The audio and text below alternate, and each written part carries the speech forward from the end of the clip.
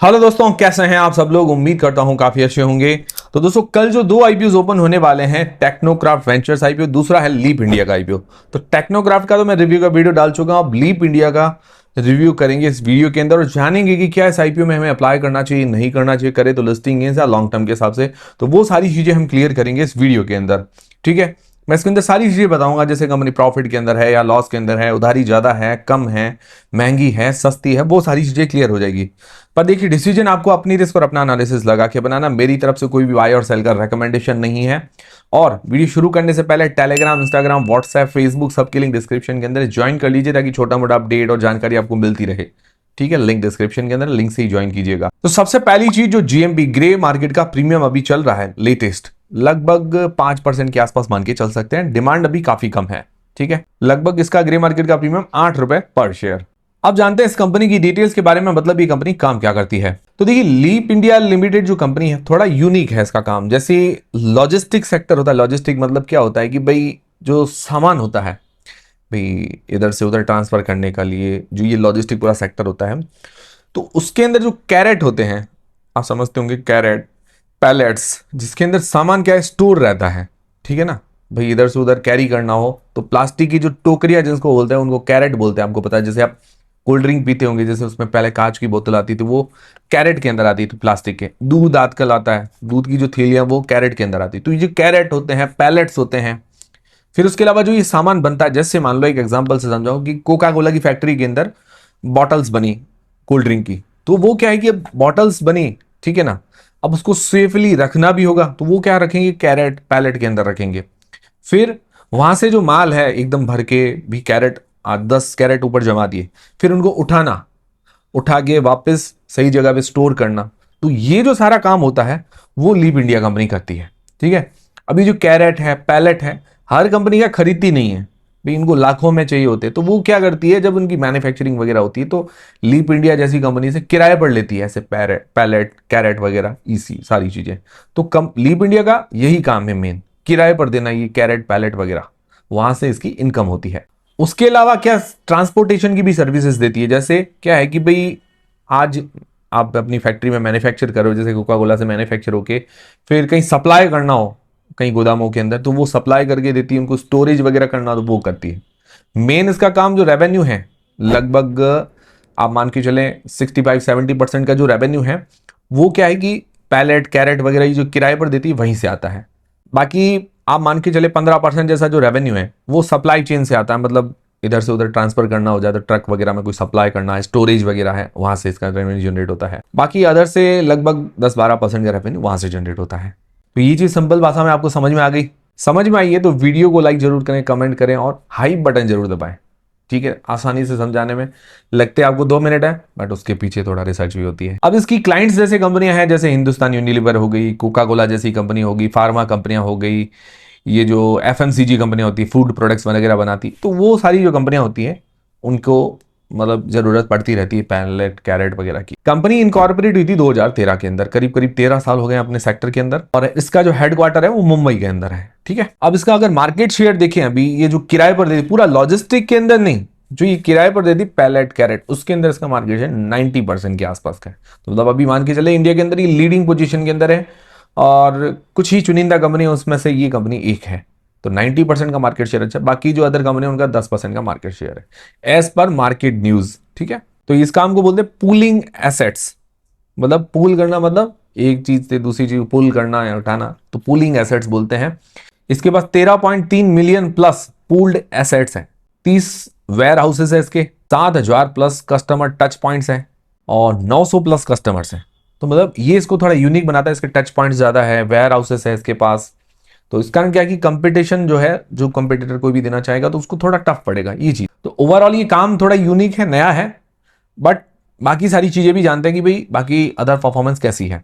Financial जानते हैं तो कि 2023 से 2026 तक दिए गए हैं। एसेट्स के अंदर ईयर ऑन ईयर ग्रोथ है, लगभग 2 टाइम्स जैसी। रेवेन्यू के अंदर भी ईयर ऑन ईयर ग्रोथ है, 3 टाइम्स जैसी ग्रोथ देखने को मिली है। प्रॉफिट के अंदर भी ईयर ऑन ईयर ग्रोथ है।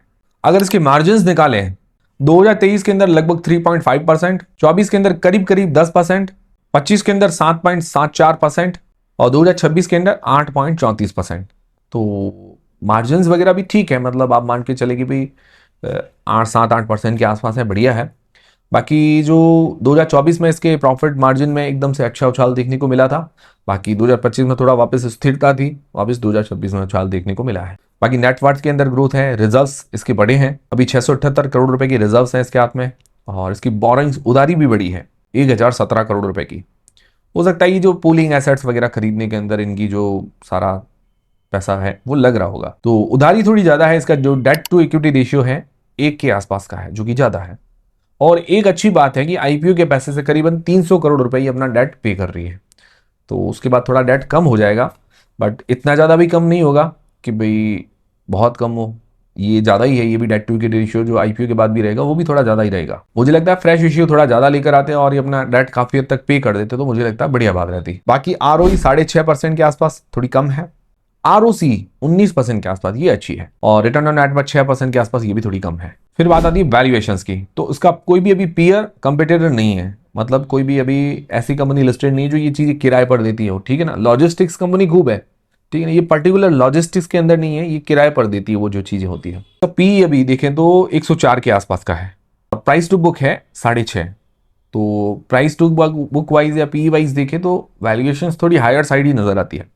वैल्यूएशंस सस्ती तो नहीं है, ठीक है ना, बट पीयर्स नहीं है, तो इस हिसाब से अपन जो पॉइंट्स देते हैं वैल्यूएशंस के अंदर उसके अंदर आधा पॉइंट इसको दे सकते हैं, क्योंकि एक इसके लिए एडवांटेज है और शेयर सेक्टर के अंदर लीडिंग कंपनी है इस कारण। तो ये हो गए इसके फाइनेंशियल्स और फंडामेंटल्स। अब इस आईपीओ की डिटेल्स लें तो आईपीओ 7 से लेकर 11 अगस्त के बीच में ओपन रहेगा। 14 अगस्त को इस आईपीओ की लिस्टिंग है। फेस वैल्यू ₹1 पर आ रहा है, प्राइस बैंड 151 रुपए से लेकर 159 रुपए के बीच में रखा गया है। 94 में मतलब 94 शेयर्स का ये लॉट है।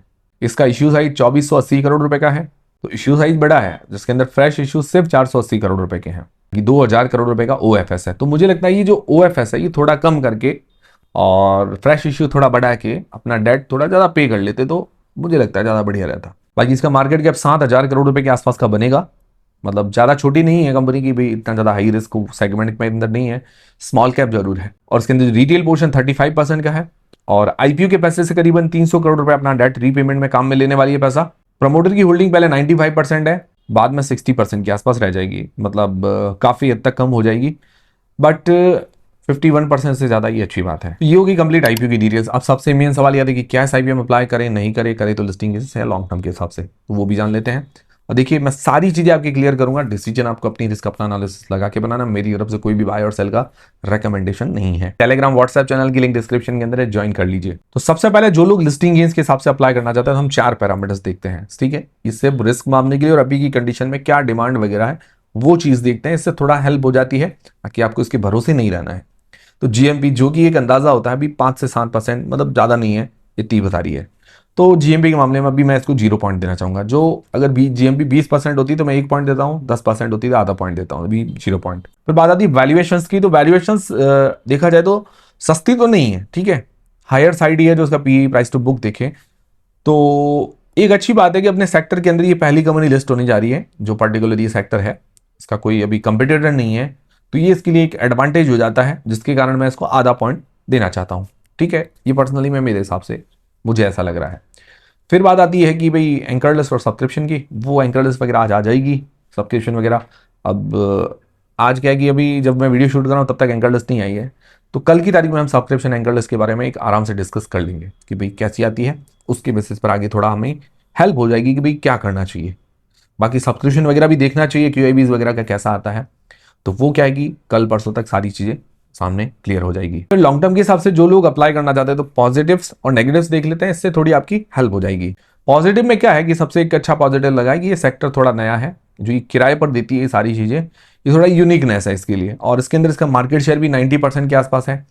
और दूसरी एक बात है कि इसके टच पॉइंट ज्यादा है, वेयर हाउसेस इसके पास ज्यादा है, कंपनियों का संपर्क इसके पास ज्यादा है, तो जो अदर कंपिटिटर है वो इस तक पहुंच पाना थोड़ा सा मुश्किल काम है। इनका नेटवर्क इन्होंने अच्छा बना रखा है, ये बहुत पॉजिटिव बात है, जितना मैंने रीड किया इसकी वेबसाइट वगैरह देखा उस हिसाब से बता रहा हूं आपको, ठीक है। इसका काम लॉजिस्टिक्स का नहीं है, मतलब उनसे रिलेटेड है, जैसे उसके अंदर कैरेट होते हैं, सामान को उठाना ले जाना होता है, तो वो चीजें किराए पर देती है। बाकी रेवेन्यू प्रॉफिट के अंदर एक अच्छी डिसेंट ग्रोथ है, मार्जिन वगैरह के अंदर भी ग्रोथ देखने को मिली, ये अच्छी बात है।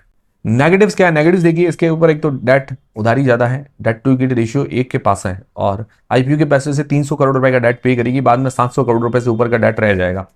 तो ठीक है, अभी ये आने वाले टाइम में पे करती है टाइम टू टाइम, तो सही है। वरना क्या कि उधारी बढ़ेगी और जो ब्याज है, इंटरेस्ट, वो भी ज़्यादा बढ़ेगा, जिससे क्या है कि प्रॉफिट मार्जिन पर इंपैक्ट देखने को मिलेगा। तो ये क्या है कि इसकी बैलेंस शीट बिगाड़ देगा। तो इस चीज़ पर इन कंपनी को फोकस करना पड़ेगा आने वाले टाइम में। बाकी वैल्यूएशंस वो ज़्यादा अट्रैक्टिव नहीं है। बाकी जो आरओई है, रिटर्न ऑन नेटवर्थ है, ये थोड़ी कम है, ये मुझे थोड़े से नेगेटिव पॉइंट लगे। और कंपनी ओएफएस थोड़ा ज़्यादा लेकर आ रही है, थोड़ा फ्रेश इशू मुझे लगता है ज़्यादा लेकर आती है, अपना डेट पे कर लेती है, तो मुझे लगता है बैलेंस शीट एक फ्यूचर वाइज अच्छी हो जाती है इसकी, ये चीज़ है। ओवरऑल अगर देखा जाए, कंक्लूजन के हिसाब से देखा जाए, सेक्टर यूनिक है, ठीक है ना, नो डाउट। ये जो नया काम कर रही है, इसके अंदर इसका मार्केट शेयर 90% है, बट उसके साथ दो रिस्क भी जुड़े हुए हैं, डेट वाला और वैल्यूएशंस वाला, ये चीज़ है। वैल्यूएशन चलो अपन थोड़ा साइड में भी कर लें, बट जो डेट है वो, उसको आने वाले जो टाइम है, आने वाले क्वार्टर्स में, उसमें थोड़ा इसको कम करना पड़ेगा, जिससे इसके ब्याज वगैरह जो है वो कम हो, तो मार्जिन पर इसके इम्पैक्ट ना पड़े। बाकी देखिए, अगर इस सेक्टर में कंपटीशन बढ़ता है, ठीक है, तो कंपनी के लिए थोड़ा सा मुश्किलें हो सकती है, ये चीज़ भी है। अभी फिलहाल इसका नेटवर्क वगैरह अच्छा है, तो जो अदर कंपनीज को कंपटीशन देना, इसको कंपटीशन देना थोड़ा मुश्किल है। बाकी इसका कस्टमर बेस अच्छा है, 900 प्लस कस्टमर्स है, ये अच्छी बात है। तो ओवरऑल यही है, ओके ओके नजर आ रही है। अगर इसके ऊपर डेट कम होता, मतलब ऑलमोस्ट ये डेट फ्री जैसी हो जाती, या डेट काफ़ी कंट्रोल के अंदर आ जाता, या वैल्यूएशन सही होती, तो मुझे लगता है बहुत ही बढ़िया कंपनी हो सकती थी। बट ये दो नेगेटिव्स के साथ या थोड़ा रिस्क पॉइंट्स ये जुड़े हुए हैं, ये चीज़ दिमाग में रखते हुए आप चलिएगा। पर मुझे भी पर्सनली अगर ये दो चीज़ सही होती, तो मैं लॉन्ग टर्म के लिए जरूर इसको रखने का सोचता। बाकी अभी भी बुरी नहीं है, स्टडी करने जैसी है, एंकर्स वगैरह कैसे आते हैं, उसके बाद आगे का भी चीज़ें धीरे धीरे क्लियर होती जाएगी। तो उम्मीद करता हूँ ये वीडियो देखने के बाद आपकी हेल्प हुई होगी। हेल्प हुई है तो वीडियो को लाइक जरूर करें, चैनल को सब्सक्राइब कर लें। मिलते हैं दोस्तों अगले वीडियो के अंदर।